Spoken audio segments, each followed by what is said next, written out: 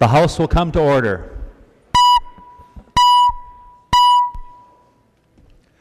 Prayer by the chaplain.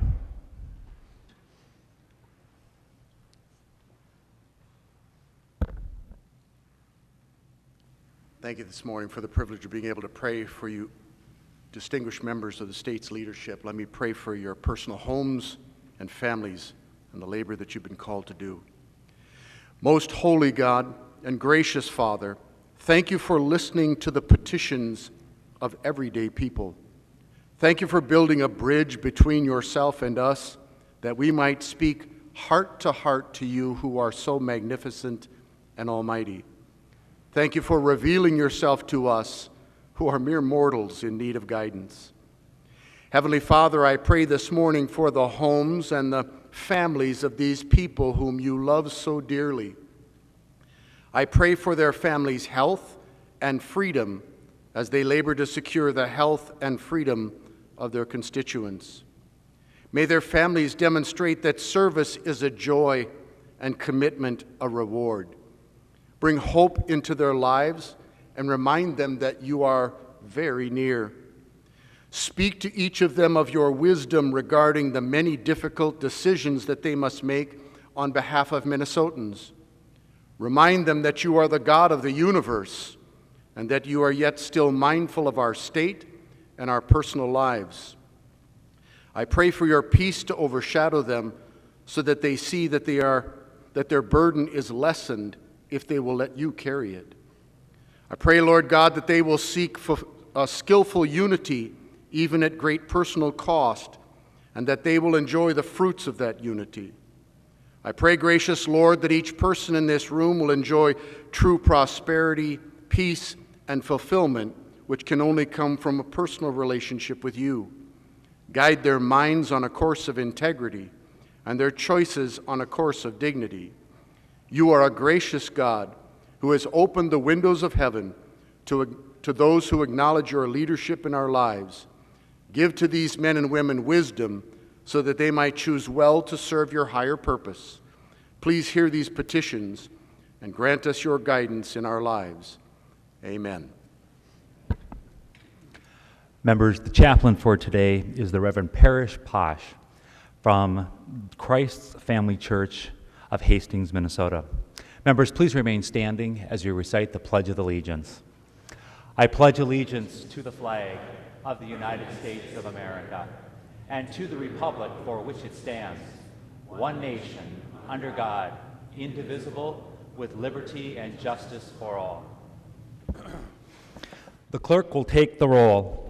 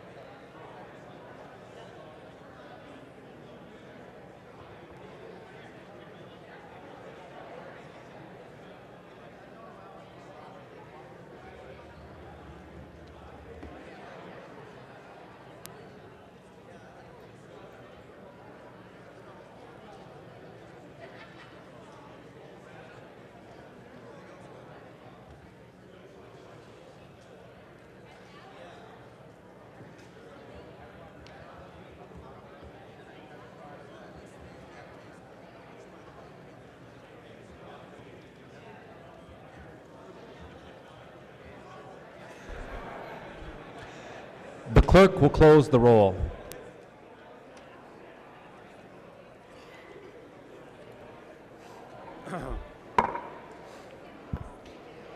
The clerk will read the journal from the preceding day. A quorum is present. The clerk will read the journal from the preceding day.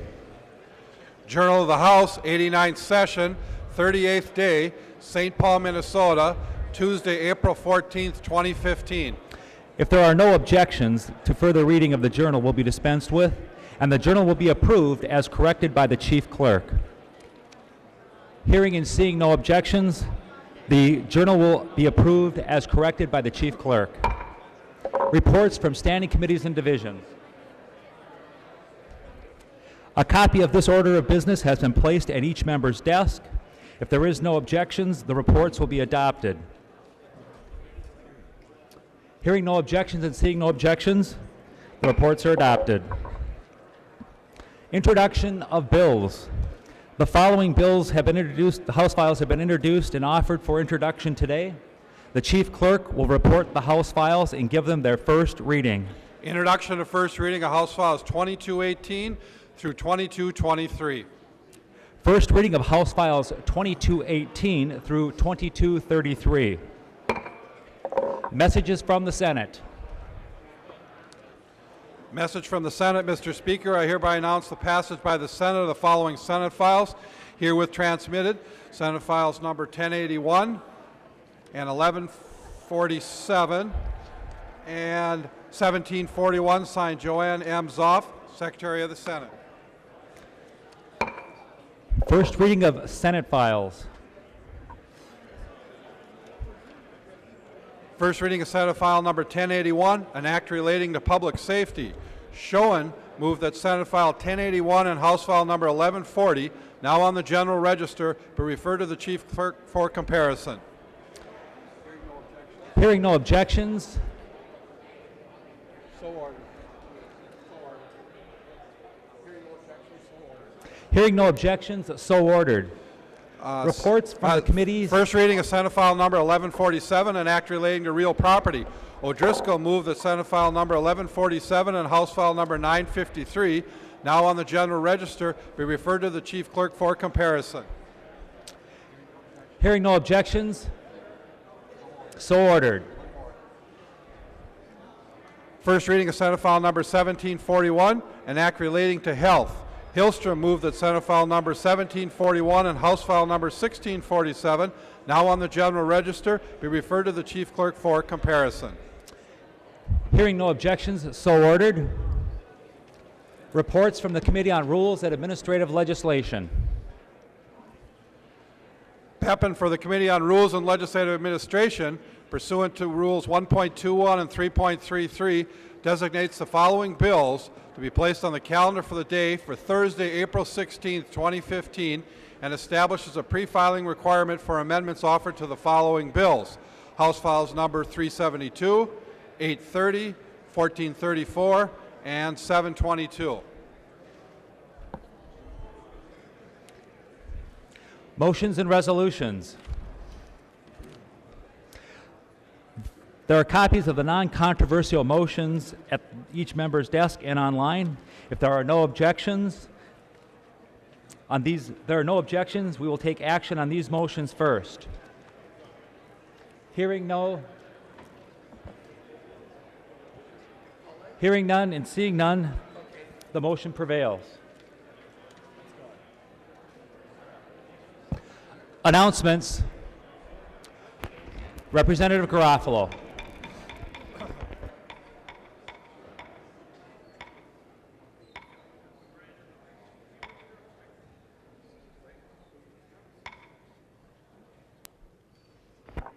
Representative Garofalo. Thank you. Would Representative Dean yield for a question?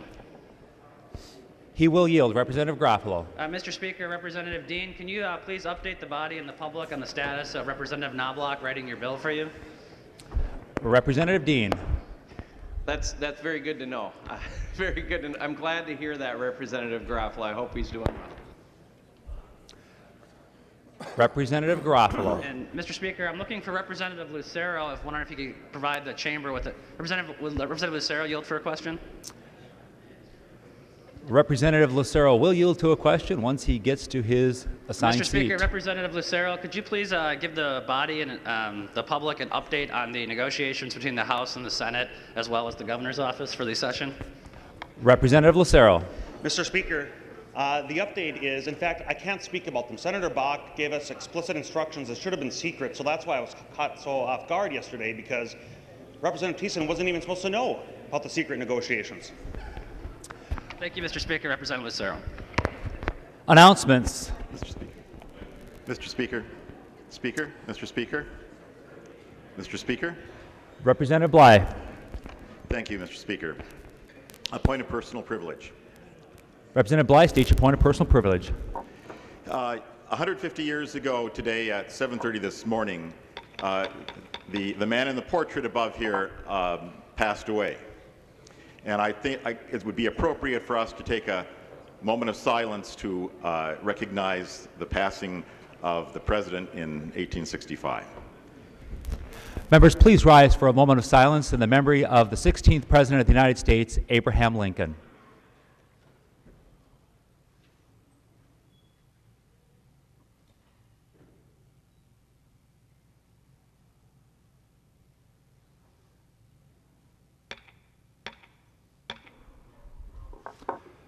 Representative Lilly.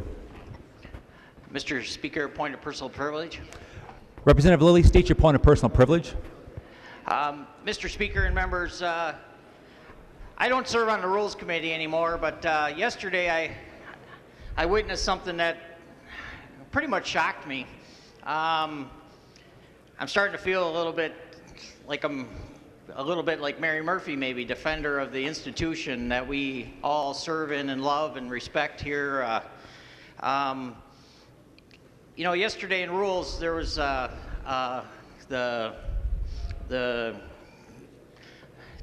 leader on the Republican side, Representative Pepin, had her rules that were modifying the House position on how we treat our employees.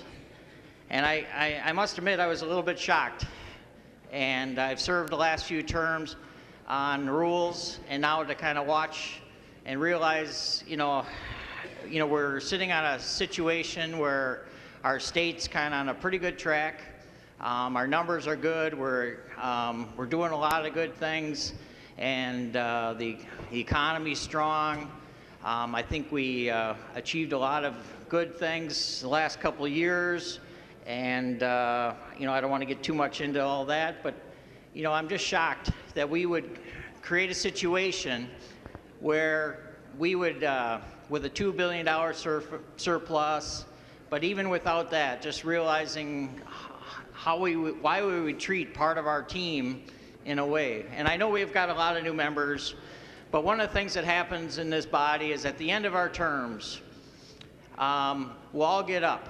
So when Representative Knobloch left a couple of years ago, I believe he got up and he gave a speech. And we're all going to give that speech. We're all going to give it. We're all going to stand up here on this floor, and we're all going to give a speech. Well, I love to watch these speeches because really that's how we're measured at the end of the day. And I remember last year, one of my dear friends that I served on a committee, and we did battle out here on the floor because I carried a lot of state contract bills. And Representative Benson, when he left, I don't know if I can speak about a former member, but I'll be gentle. So get your rules book ready. Well, anyways, when he left, he said a couple nice things about staff and how vital they were to our success here. And so he fought hard for your side, and he fought consistently and diligently, and we had a difference of opinion about how to treat folks and staff. And but I remember his speech. He was standing over there, and he looked especially at these folks right up here, and he said, hey, they made a difference. They got up every day, and they fought. They stayed here long hours, and they did good work. So he thanked them. And I hope when you're done with your career, you realize that you're not, you know, you're sent here by your citizens, but you've got a lot of people that are making sure that you're successful. And some of them are right here. And I bet you, because I've listened to those speeches from both sides of the aisle, you're going to recognize these folks. You're going to recognize, like we did when Tom Pender, Mr. Pender left, he'd been working on commerce issues. We all stood and we gave him just a rousing applause. How about the other day with the janitor? Of course, that's a different work group, but we all stood and recognized how vital that gentleman was to our team. So, and then the nonpartisan staff. I look over there on the side, and some of those folks over there are my friends too. We may disagree on different things, but I know darn well that that they're friends, and our staff work hard. So what are you cutting? What are you doing? Why are you creating an environment where we've got a surplus and you're treating people? I know it's not, I had an opportunity to talk to someone this morning and they said it's not part of the end of it probably won't be the end. They'll probably get more money. But why would you create that? Why would you treat people like that? I just think it's ridiculous. It's really not Minnesotan, and I'm really disappointed. So then you think about, who do you cut? What are you going to cut? It's like 13, 14 people, I think someone said yesterday, or 12. I don't know. You were the number was moving, so I wasn't sure. So who are you going to cut? Is it these folks? Is it one of these folks isn't doing a good job? Who is it? Is it one of the people in the research department isn't doing a good job? Is it our LAs? I can tell you it wasn't one of your LAs last year that had 3 people, or one of our LAs this year that has 3 people. Can you imagine trying to work every day, answering phone calls for 3 members? I have to admit, I'm not probably as, I served with a couple other members that were a little more demanding, so they were busy. Our LAs were super busy. I have a member I work with this year, I'm not going to, she keeps the LA very busy. A lot of the folks you see in the building, those folks, there's 50 of them every day by our office, maybe, not that many, but quite a few some days. And she's working hard. So, and then she has 2 other members. And I don't know how she does it. I'm very disappointed. I just don't know why we would treat our staff like this. I suppose I could ask the majority leader to yield, but I just really hope you reconsider. I just hope that as we go forward as a body, think about this institution and really, I know at the end, when you retire, you're going to get up and part of your speech, if you do it, not everybody does a speech, but when you get up, I know darn well when you look at yourself and you look at the staff, you're going to go, they worked hard. They made me look better, and they show up every day and do good work for this state. So we can do better. I really expect you and to do better, and I'm disappointed for our body that we are even looking at that right now. I'm not against analyzing and looking at numbers, but I just really don't know who. I'd be curious who's out there wasting time. I remember when I first ran for the city council in North St. Paul years ago, I went on there, and honestly, I was probably a little bit more like you guys, and I thought, oh, I'm going to find all this waste. I'm going to find all this waste. I didn't. I got on there, and I found a lot of people working hard every day, making us look better and doing good work. So I found the same thing here, so I'm very disappointed. Representative Wills. Thank you, Mr. Speaker. Point of personal privilege. Representative Wills, state your point of personal privilege. Thank you, Mr. Speaker. And members, I just wanted to let you know that there's an 8th grade social studies class from St. Joseph's Catholic School in Rosemount here visiting today and getting a little flavor of what we do here in the legislature and learning about the process and what we do as legislators. And I just wanted to ask you to join me in thanking them and welcoming them here to the Capitol.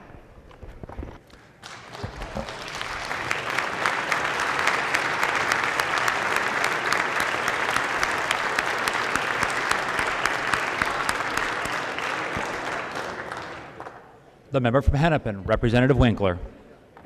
Thank you, Mr. Speaker. Would Representative Pepin yield to a question? Representative Pepin will yield to a question. Representative Winkler. Thank you, Mr. Speaker. Representative Pepin, I also don't have the privilege of serving on the Rules Committee, but my understanding is, based on the documents I've seen and the testimony I've heard, is that your intention is to cut the compensation for House staff by $1.96 million this term, and to increase the housing allowance for members at the same time. And I wonder if you could confirm that that is your intention. Representative Pepin. Representative Winkler, thank you for the question. You know, this is an interesting question, and I want to point out to the members that I think we need some perspective on this topic. Since 2000, family budgets have increased by 12%. And if we were to pass the governor's budget, the number would be something that the increase of government spending, the percentage would be something like 75%. So my philosophy, and I think the philosophy of our caucus, is that we need to make sure that state government grows more in line at the same rate as our family budgets, which means that it is our job. Representative Lilly, you made some interesting points. You made an accusation about me treating staff poorly. And you know, I think that's really interesting because we need to make sure we treat the taxpayers of Minnesota correctly too.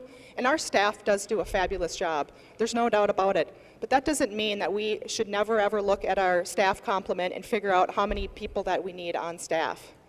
And so will there be some modifications in our budget for our own legislature? Yes, because it's our responsibility. We don't just get to come here and grow government spending and then continue to increase taxes. Frankly, that's what we've done the last several years under your leadership. $2 billion of tax increases foisted on the state of Minnesota. And what do we get for it? We got a $134 million luxury Senate office building. Recently, the governor announced that he was increasing the commissioner salaries, 25, 35, in one case, I think it was more than 85,000. You know, I'm not sure that if you talk to your constituents, Representative Winkler and Representative Lilly, I'm not sure where they are, but I have not had one constituent tell me that they got a $25,000 or $35,000 or $85,000 increase in their budgets in the past year. So I think we should keep that in mind. I really think that we should keep that in mind as we go through the budget. So Representative Winkler, I hope that adequately answers your question. Representative Winkler. Thank you, Mr. Speaker. Representative Pepin, actually what you did was to respond to a question about your intention for the compensation of our staff and how we treat ourselves with a bunch of political talking points and rhetoric that had nothing to do with the question. The document that I have seen says that you intend to cut the compensation for the permanent staff of the House by $1.96 million.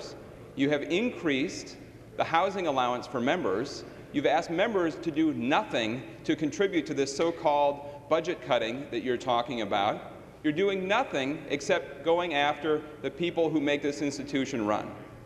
And when I talk to my constituents, what I consistently hear is, remember the people. Remember why you got sent there. They never say, make sure you take care of yourself first. They never say, make sure that you as a legislator bring home as much money as you can at the expense of the people who keep the House of Representatives functioning. They never say that. I have never once heard that that would be the right priority. And Representative Pepin, what you're doing is harmful to the institution because you are putting your political rhetoric in front of the livelihood, the commitment, and the dedication of all these people that Representative Lilly talked about. And that kind of cheap politics with the lives of people is what we've seen far too much of in the recent past. And the idea that somehow the leaders of the institution get served first and everybody else comes last seems to be the kind of example that you're learning from the corporate overlords who are funding your institution, funding your organization, funding your bills, getting all the work that they want out of this. You follow the corporate leaders who serve themselves first and leave everyone else behind. That is the theme of this legislature, and it is disgusting what you're doing to this institution. The member from Hennepin, Representative Thiessen. Announcements. Representative Pepin. Thank you, Mr. Speaker and members. I move that when the House adjourns today, it adjourns until 3:30 p.m. on Thursday, April 16th, 2015. Representative Pepin moves that when the House adjourns today, it adjourns until 3:30 p.m. Thursday, April 16th, 2015. All those in favor signify by saying aye. Those opposed? The motion prevails. Representative Pepin. Thank you, Mr. Speaker. Oh, Republican members, I forgot to announce that the GOP members will be having a caucus in room 5 immediately after session. With that, Mr. Speaker, I move that the House do now adjourn. Representative Pepin moves that the House do now adjourn. All those in favor signify by saying aye. Those opposed? The motion prevails. The House is adjourned until 3:30 p.m. on Thursday, April 16th, 2015.